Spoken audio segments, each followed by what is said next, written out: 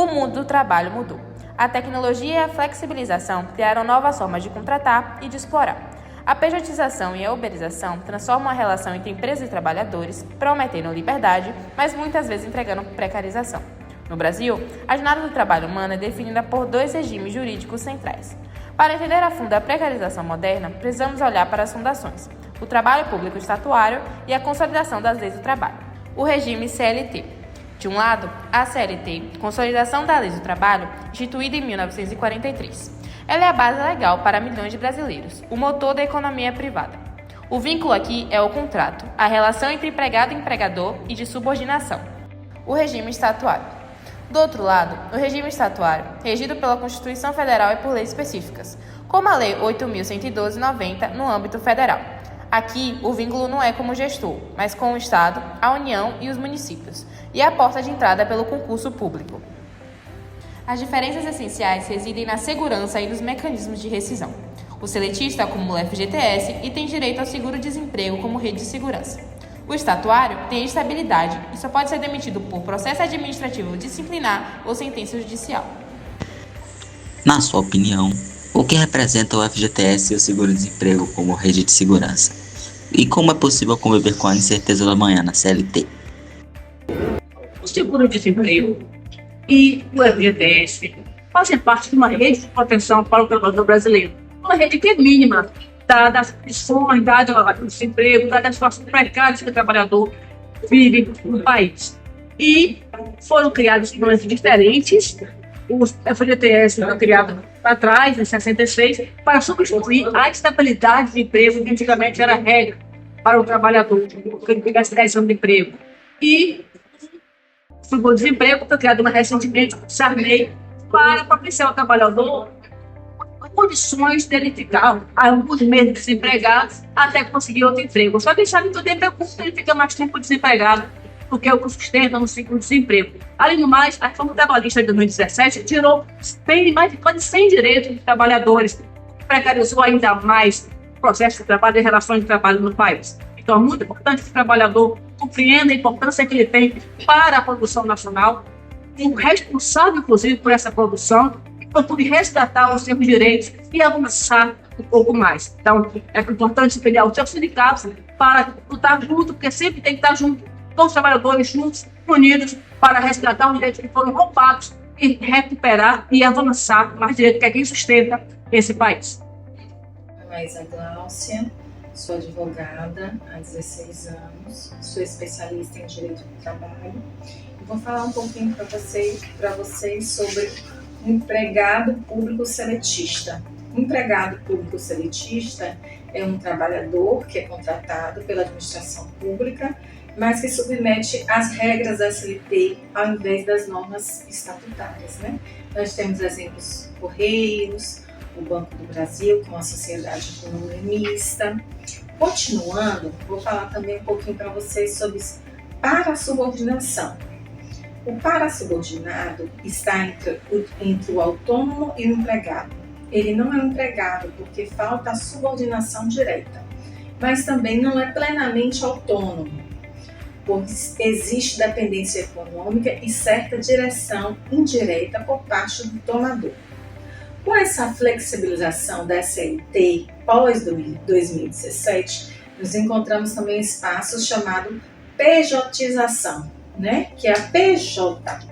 Isso significa o quê? A flexibilização abriu brechas para a pejotização, ou seja, a contratação por meio de uma pessoa física por meio de uma pessoa jurídica, mascarando a relação de empregos. Continuando também, nós iremos falar da diferença,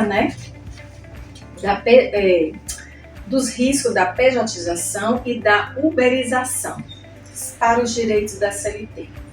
Tanto a pejotização quanto a uberização representam formas de precarização de trabalho, enfraquecimento da proteção social e trabalhista. Isso significa o quê?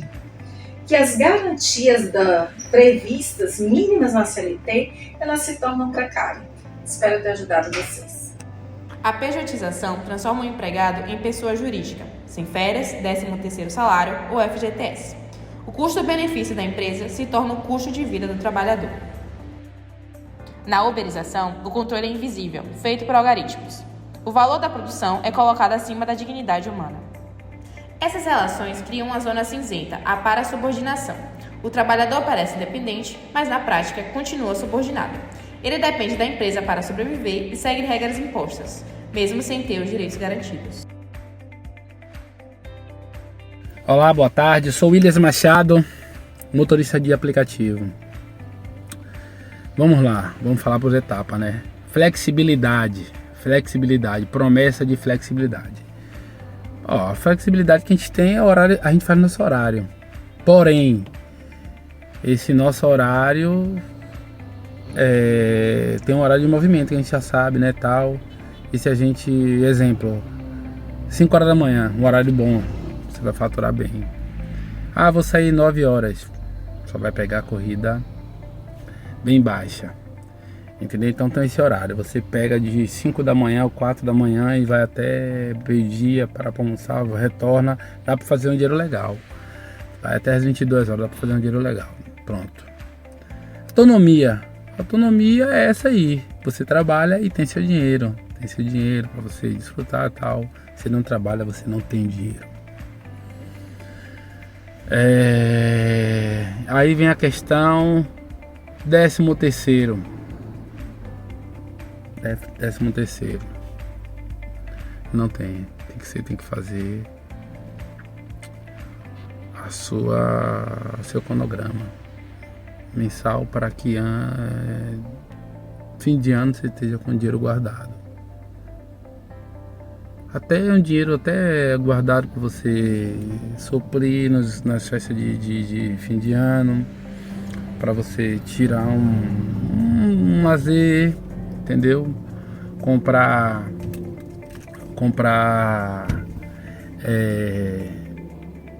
as coisas de fim de ano, tal, dos meninos, das crianças, e se organizar, porque hoje, para ser motorista de aplicativo, principalmente se você não tiver seu carro, principalmente se você alugar, for um carro alugado, aí é problema, porque você vai ter que tirar o dinheiro de semanal do aluguel e vai ter que fazer o dinheiro para você. Então é muito complicado. E quando você tem o seu carro próprio, você vai ter que guardar um dinheiro para manutenção. Entendeu? Então assim, a autonomia é essa aí. 13º, como eu já falei, você vai ter que se organizar. FGTS, eu pago o meu fora. É uma situação, entendeu? Aí vem, você é o quê? Empreendedor.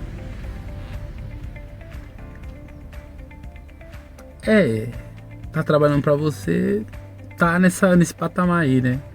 O que você faz é seu.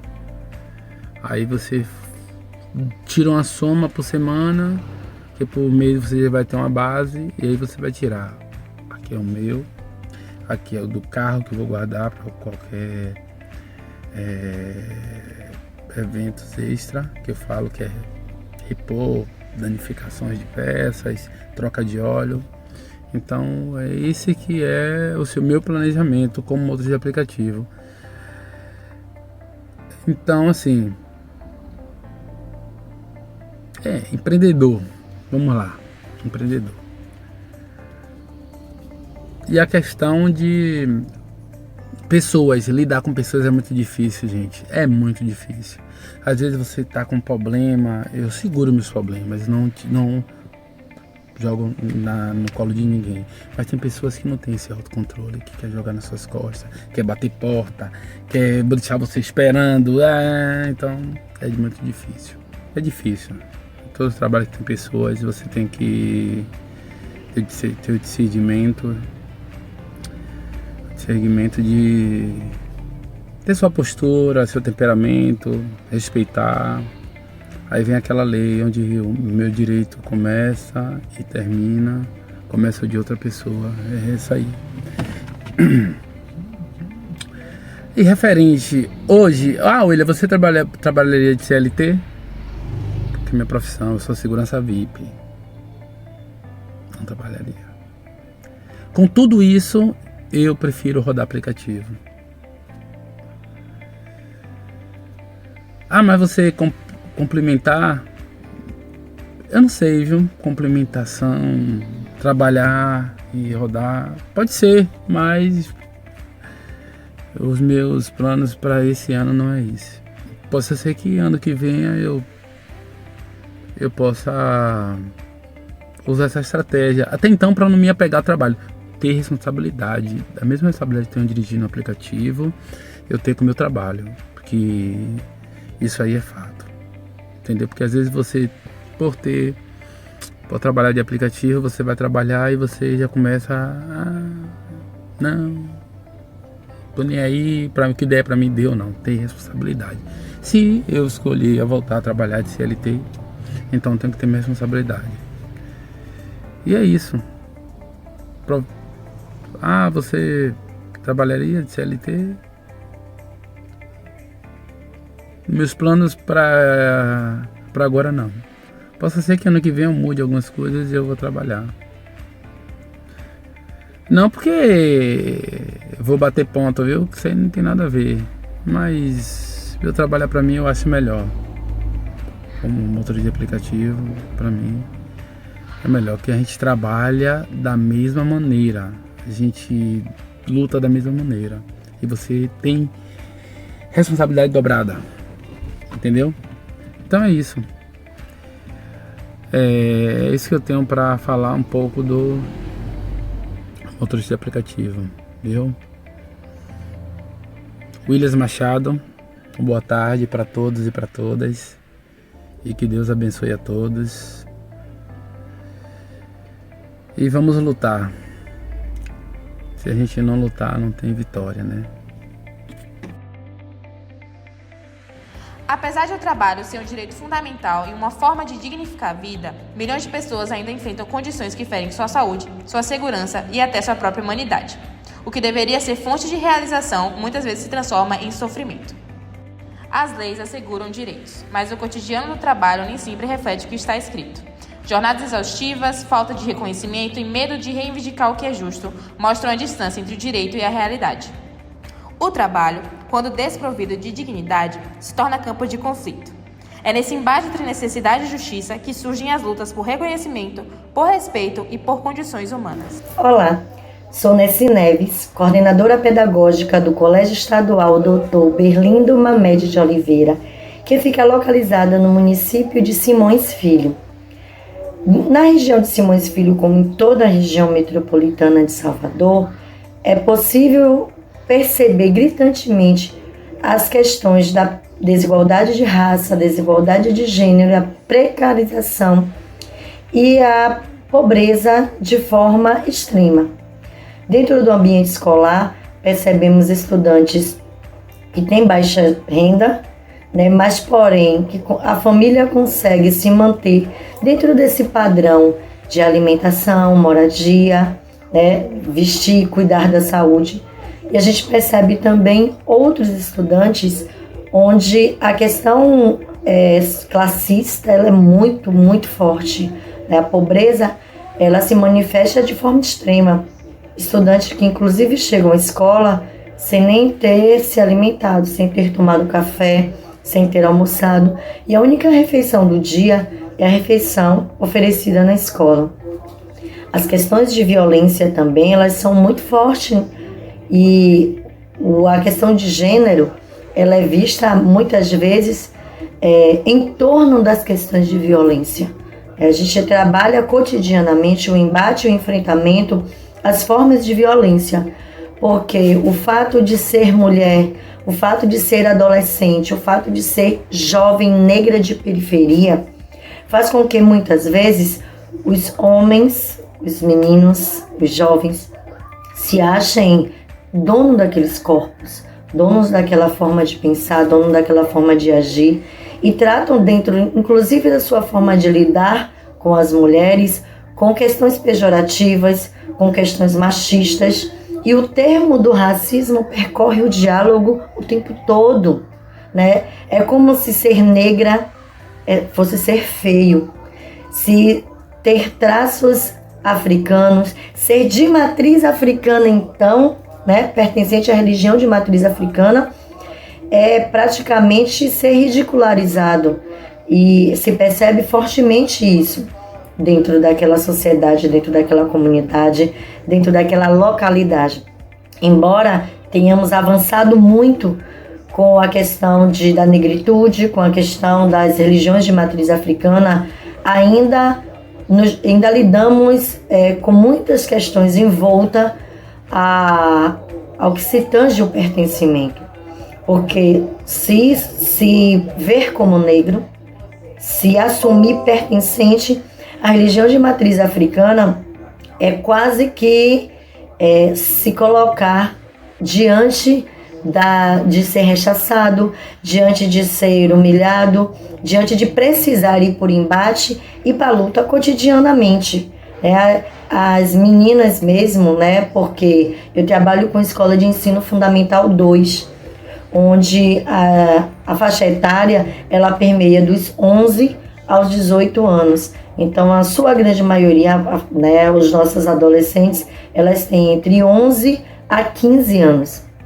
E precisam se impor, precisam o tempo todo se reafirmar para poder escolher sua religiosidade, poder escolher, inclusive utilizar traços negros, utilizar trança, utilizar turbante, utilizar qualquer indumentária que remeta à negritude, quase que diariamente uma forma de embate e uma forma de resistência para isso, né? A questão de entender alguns profissionais como espelho, como pessoas que estão ali para que elas sirvam também como referência, é muito importante. A mobilização coletiva, o juntar-se, o aquilombar-se, tem feito um papel significativo, né? Inclusive para a autoafirmação dessas jovens negras. Porque entender que a professora é negra, a diretora é negra, as funcionárias são negras e se consideram e se identificam e se afirmam. Tem dado cada vez mais o melhoramento da autoestima dessas jovens negras. A questão também não é diferente com os homens, com os meninos que muitas vezes verem na questão de assumir-se negro, assumir-se criminalizado. Porque o fato de dizer sou negro, muitas vezes o remete a dizer sou visto pela sociedade como um potencial bandido. E isso está intrínseco na fala dos meninos. Isso está exposto na sociedade, na comunidade em que a escola principalmente está inserida. O Colégio Belindo Mamed também tem o seu anexo dentro da colônia penal de Simões Filho, e a gente faz esse trabalho de pertencimento, de territorialidade, de entender o quanto a negritude, o quanto a sociedade que empurra essa negritude à margem, que empurra essa negritude para as mazelas, são uma das responsáveis pelas suas escolhas e pela escolha deles terem escolhido errar, de terem escolhido serem colocados à margem, de não ter sido ofertado a políticas públicas de qualidade, de não ter sido exercidos seus direitos para que fosse cumprido com seus deveres. Então eles foram cumprir hoje pena no presídio. Dentro do presídio, os nossos alunos, né, no nosso anexo, a gente também faz esse trabalho de compreender a negritude como forma de resistência. Então, eu trabalho com essas duas esferas, essas duas vertentes. Adolescentes, né, onde a gente trabalha o fortalecimento, onde a gente trabalha a identidade, onde a gente trabalha o pertencimento para que eles estejam cada vez mais empoderados nessa sociedade. E trabalho os adultos que já tiveram todos os seus direitos negados, violados e que hoje estão privados de liberdade, e que a gente precisa dizer a eles também que ao infringir a lei anteriormente, essa sociedade infringiu os seus direitos e os seus deveres, e por isso muitas vezes eles precisaram estar ali. Então é um trabalho o tempo todo de reforço da negritude, de reforço da garantia dos direitos, de busca por essa garantia dos direitos, porque a escola ela faz sim parte do sistema de garantia do direito, ela ajuda a formar politicamente cidadãos, né? Cidadãos pensantes, cidadãos que vão cobrar a essa sociedade os seus direitos e cumprir perante essa sociedade os seus deveres. Então, aquilombar-se, formar coletivo, se assemelhar-se, é uma forma de empoderar contra as mazelas da sociedade que nos coloca na desigualdade racial, na desigualdade de gênero e também na desigualdade de classe social, porque somos nós, negros e negras, que estamos cada vez mais sendo empurrados para os menores salários, para a menor escolarização. E somos nós também que estamos brigando cotidianamente para que as leis sejam cumpridas, para que a gente esteja inserido em melhores lugares na sociedade. Eu acho que não é à toa que eu cheguei à coordenação pedagógica. É para ajudar, inclusive, os professores, as professoras a formar mentes pensantes, a formar cidadãos aguerridos, para que a gente também tenha mais pessoas junto a gente na luta, na garantia de direitos. Diante da precarização, cresce a necessidade de mobilização e participação, o ato de tomar parte nas decisões. Essa força coletiva é o que transforma a consciência individual em ação e justiça social. Essa luta por dignidade se alinha à busca por uma gestão socioambiental. A sustentabilidade depende de relações justas, éticas e de respeito mútuo. Modelos como as cooperativas e políticas de gestão socioambiental mostram que a solução é a integração, harmonizar o bem-estar humano com o compromisso ecológico. A sustentabilidade é, acima de tudo, uma questão de responsabilidade coletiva e pertencimento. CLT, estatuto, duas formas de trabalhar, duas realidades que coexistem. O futuro do trabalho não será justo nem sustentável sem o envolvimento consciente e a participação ativa de quem o realiza. Qual caminho você escolheu?